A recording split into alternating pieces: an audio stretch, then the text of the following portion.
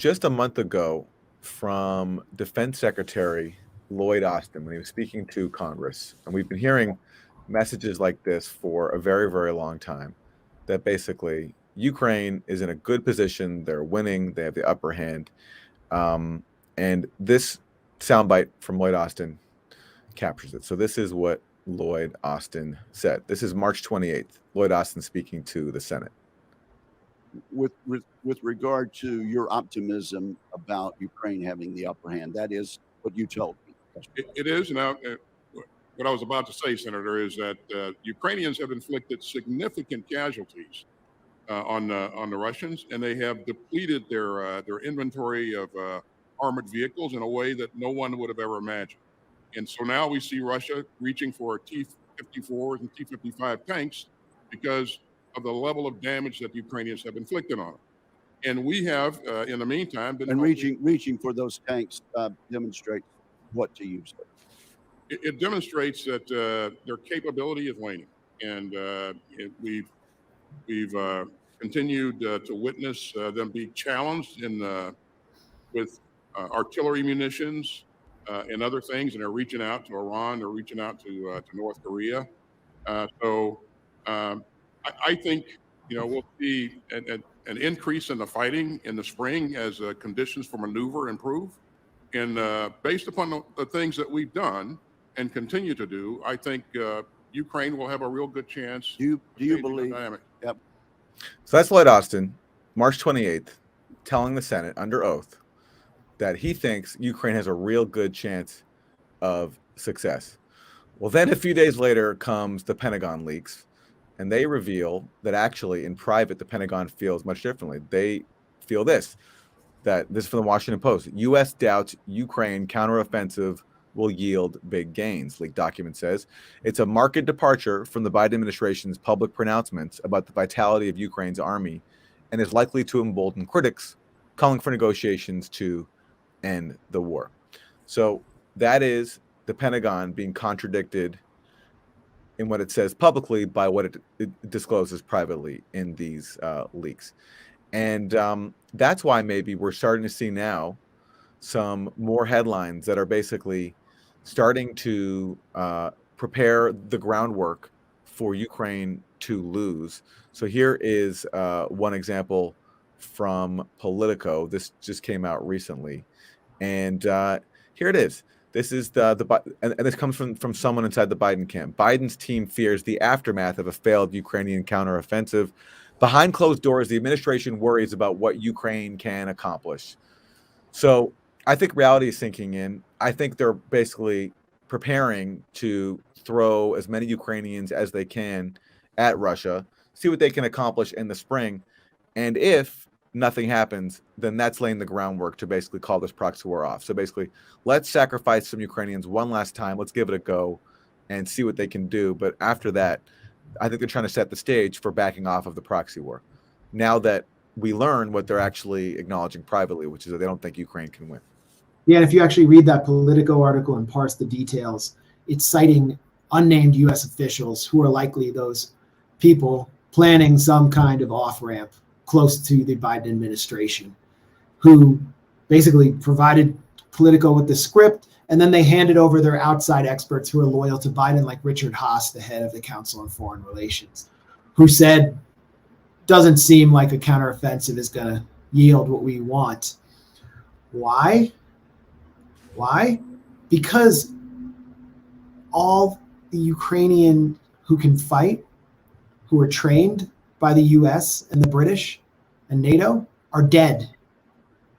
We threw them into the slaughterhouse in order to weaken Russia, cynically, without any care about Ukrainians as actual men, brothers, husbands, fathers, people. They're just what we've always said they were, and I've been saying this for years. They're just bullet stoppers for empire. It's really disgusting. This is Lindsey Graham openly admitted when he said that as long as we continue to provide Ukraine with support, they will fight to the last person. He outright admitted it. That is the official policy. Let me show you something funny from this Politico article, because they're talking about how then the Biden administration will try to sell Ukraine on a ceasefire.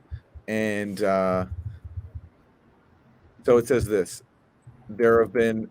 It says this. Hopefully you can see this. There has been discussion per aides of framing it to the Ukrainians as a ceasefire and not as permanent peace talks, leaving the door open for Ukraine to regain more of its territory at a future date. Well, what's funny about that is that's exactly what Antony Blinken was saying China was trying to do. He said China's call for a ceasefire is a cynical trap that will freeze the conflict and allow Russia to take more territory at a later date. Now, this is how the U.S. is trying to sell Ukraine on that very same prospect, because they're realizing finally that this has to eventually come to an end, because they don't have, as you say, Max, the forces left to keep this proxy war going much longer. Yeah, I mean, you can see the pathetic and desperate attempts in Western media to try to create the sense that there is some hope. And you saw in like the Wall Street Journal, Washington Post, all these other papers, they're like, there are some indications from Telegram groups like Russian Rybar, a pro-war Telegram channel. I can't believe they're calling anyone pro-war, that Ukrainian troops have advanced across the Dnipro River, but they can't prove that they're there. And it's probably a tactical withdrawal by Russia to dig themselves in even further for a Ukrainian counteroffensive.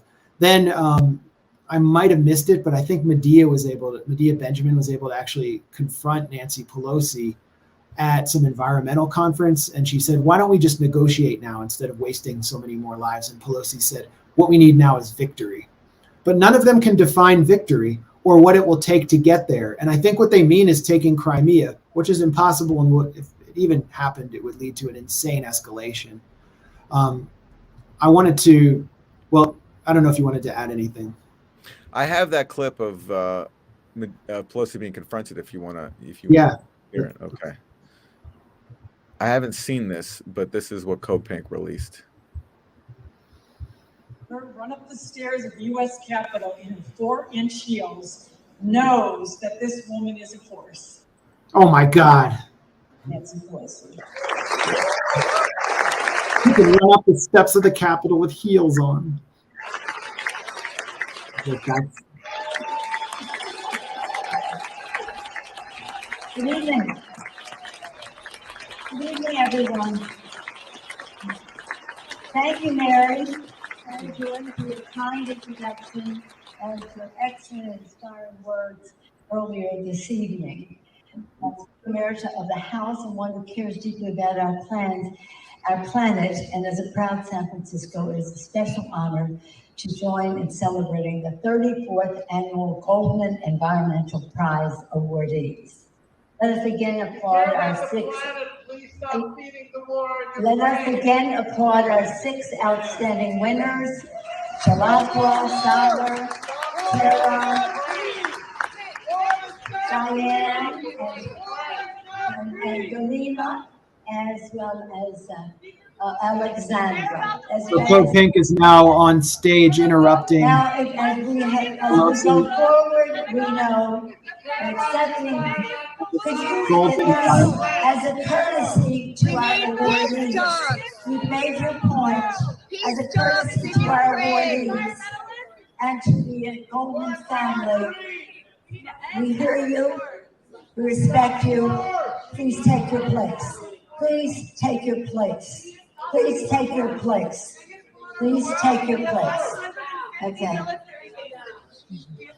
To this audience, thank you for being here tonight.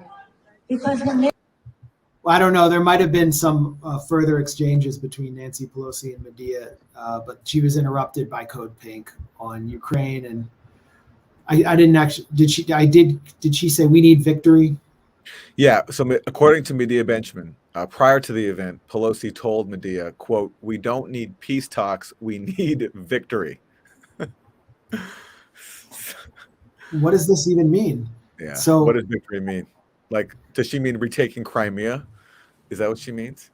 Or ethnically cleansing the Donbass? Like, what does she mean by victory? Marching on Moscow. I mean, yeah. Well, here's an interesting avenue where the conflict could go diplomatically.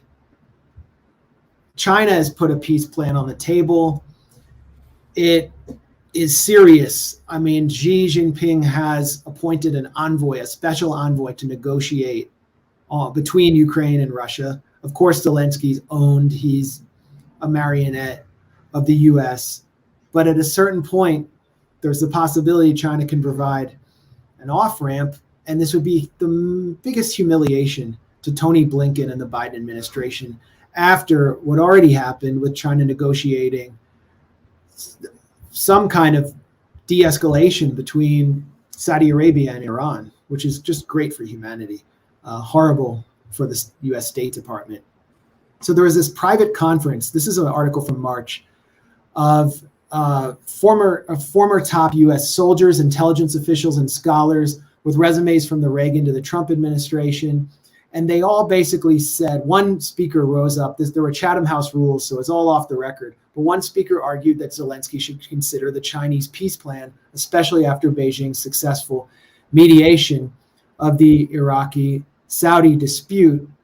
Of course, the great majority of participants favored risking everything for absolute victory over Russia. None mentioned the qualms that former President Trump voiced on May 17th about the risk of nuclear escalation in Ukraine. I think that means that's March 17th. And one of the disclosures that this article makes based on this meeting, I think the author got kind of a readout of the meeting or spoke to the participants, is how dire the situation is for Ukrainian forces. They wrote, it isn't that Ukraine will literally run out of live bodies, but that the quality of its armed forces, enlisted men as well as officers, has deteriorated. Critical parts of the civilian economy will collapse as manpower shifted to the military. Unrecoverable casualties, those killed or seriously wounded, 120,000 Ukrainian dead or seriously wounded, taken out of commission, 120,000 with a population much smaller than Russia's. Other estimates from expert US analysts are higher, but the strategic conclusion is the same. With a much larger military, Russia will win a war of attrition. And so you have some of these extremist experts, they're arguing for crazy things like giving Ukraine 1,000 Abrams tanks. Like, where are they going to come from? The US would run out of tanks, and it takes so long for the US to produce those tanks and to train them. You also have disclosures from some of these experts that they talked to Ukrainian troops in the field, and they said that in their battalion, there was only one man who knew how to operate a US manufactured grenade launcher. Because the rest of them who'd been trained had all been killed. So I just don't see where the hope is for this supposed counteroffensive that, according, by the way, to Pentagon leaks, was supposed to have been launched on April 30th. I think that's the date that Hitler died. So maybe they changed it.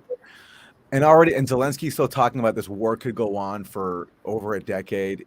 I don't know what's going on with him, but he is in a horrible position because he has to, if he engages, I mean, how would, for example, the Azov battalion and Right Sector and all these fascist groups respond if he actually seriously engages with China's peace plan? I think he'd get cooed or even worse, physically hurt, which they'd have to purge them. I mean, remember the missile strike on the Azov prisoners when they were held by Russia in Donetsk? Right. So there was a missile strike that killed dozens of top Azov fighters from Mariupol who were being held by Russia. They were being interrogated, and it was a Ukrainian strike on their own people in Azov. Maybe because they were going to disclose secrets. Was that confirmed? I know that was the allegation, but I think that was a very plausible allegation. But okay, yeah. I forgot about that. That was they were, and the suspicion there was that basically Ukraine was killing its own forces to prevent them from spilling secrets, and then Ukraine said that Russia had actually killed them, and we haven't heard much about that since. That's something in Western media where there's been no follow-up from what I can see. That's one of these incidents that happens and then it just gets forgotten. And when there's not, it's kind of like Nord Stream, when there's a dogged effort to ignore a pivotal incident like that, then you have to wonder about whether, the U.S. establishment does not want us to get to the truth when there's so little interest in finding it out. Yeah, and so I think this war was supposed to go differently. for everyone. I think Russia thought that it would have been much shorter, but there would have been negotiations when Russian troops were in the Kiev Oblast and sending this giant caravan of armored vehicles. Boris Johnson comes in, says, we will arm you to the teeth, keep fighting. The Ukrainian military performs very well, exacts a lot of harm on the Russian military. But now the situation is stabilized along throughout the Donbass. And that looks like how the conflict may shape up, that there should be, yeah. That timeline you lay out there, it really captures how cynical U.S. policy is, because so initially, Ukraine gets invaded by Russia. You have these peace talks. Initially, the Zelensky government actually uses the peace talks to stall for time. That's when they killed that envoy of their own, like that Ukrainian envoy. Denis Karyev was killed in the streets of Kiev after returning from negotiations.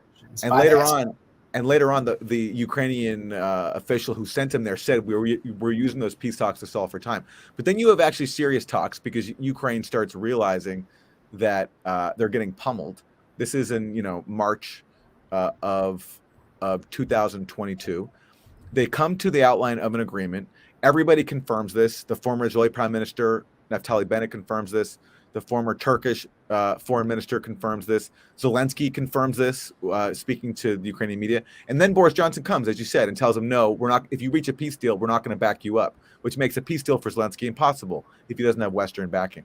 So then the U.S., basically to reward Zelensky, that's when they flood Ukraine with all these weapons. Yes, they had poured in a lot of weaponry before, but the real influx comes after Boris Johnson sabotages those peace talks, and that's what prolongs the war, and that's what allows Ukraine to have some success when they rout Russian forces from Kharkiv. But that also comes at a huge cost, where they lost so many people in the process. And then Russia escalates further in the fall of 2022. That's when you see Russia really taking the gloves off and going after infrastructure that they'd previously avoided. That was acknowledged in the New York Times and, Right. and many other places. So it's so, like, that timeline you lay out there is so cynical, because all this could have been avoided. But the U.S. clearly wanted to keep this going for as long as possible. And now we're seeing the result. And here's another inconvenient admission. This was made to Congress this week by General Christopher Cavoli. He is the head of the European Command. And this is what he said about the state of Russian forces. The Russian ground force has been degenerated somewhat by this conflict, although it is bigger today than it was at the beginning of the conflict. The Air Force has lost very little. They've lost 80 planes. They have another 1,000 fighters and fighter bombers.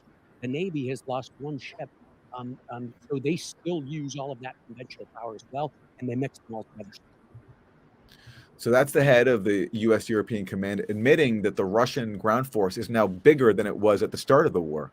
So what's the import of that message? While Ukraine's been decimated, they do have some battalions in reserve that have been training, but Ukraine's lost a lot of people. Russia's force, meanwhile, is bigger than it was at the start of the war. So it's obvious what that leads to. It leads to Russia continuing its advances and Ukraine having no chance, but yet still the Biden administration wants to give it one last go.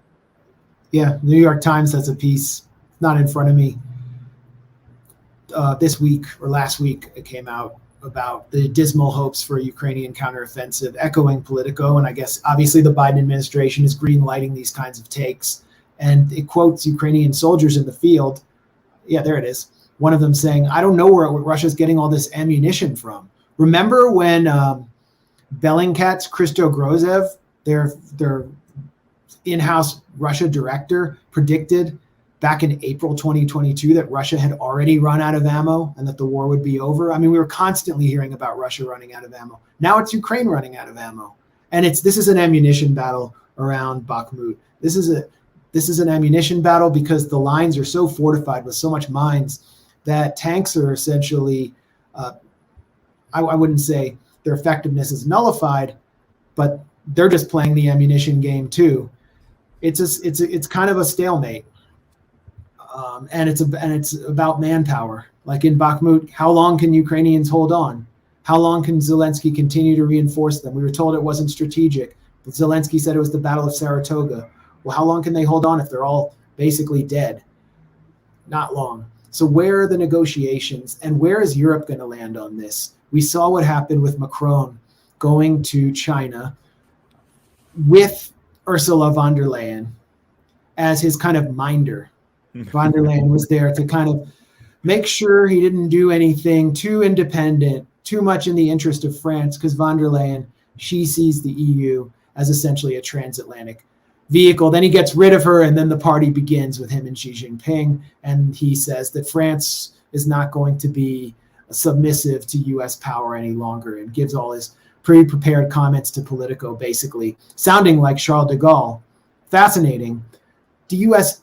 is terrified of what Europe is going to do this winter. It needs to get this over with.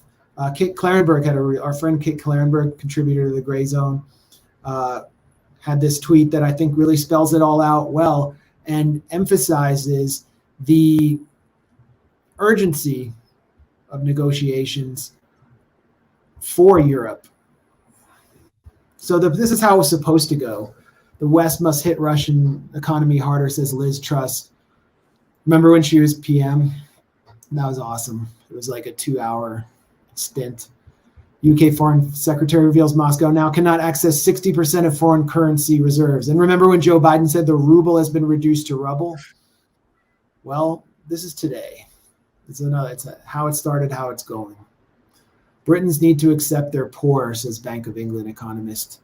Chief economist Hugh Pill, another great name. It's like Ed Ball. They have all these great names. Ed Balls. They have all these great names in the UK. Hugh Pill says workers and firms should stop trying to pass on rising costs by hiking prices or demanding better wages. So, and I mean, we have inflation in the US. It's not going great here, but in Europe, it's much more dire.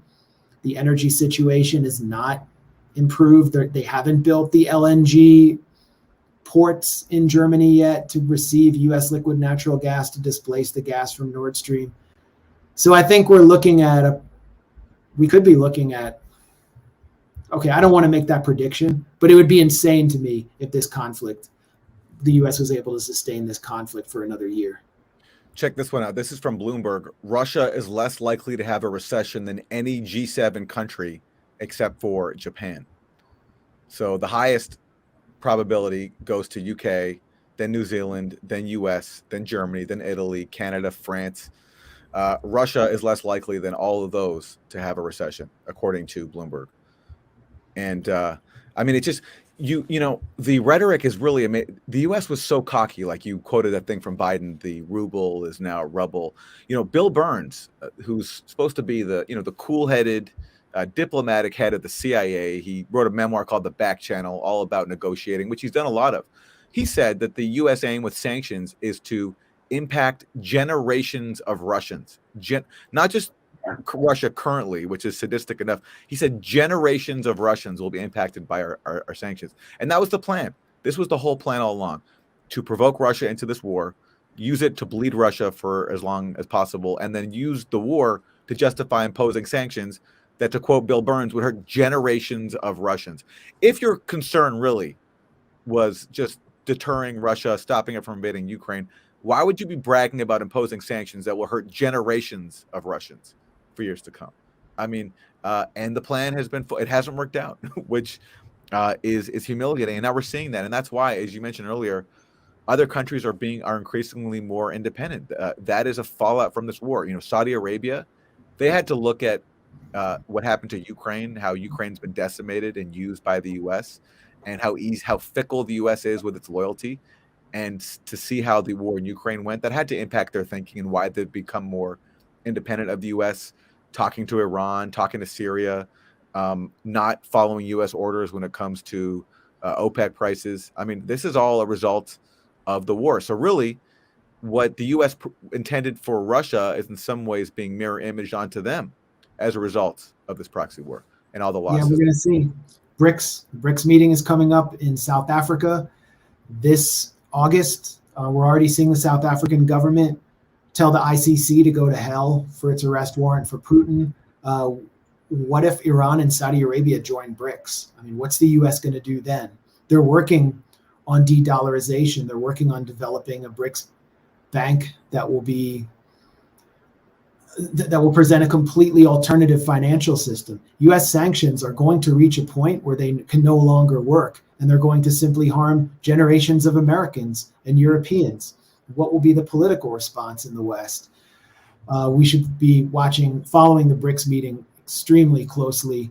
All of the factors playing out there, D-dollars, the end of dollar hegemony, have been accelerated by the U.S. gearing up this proxy war.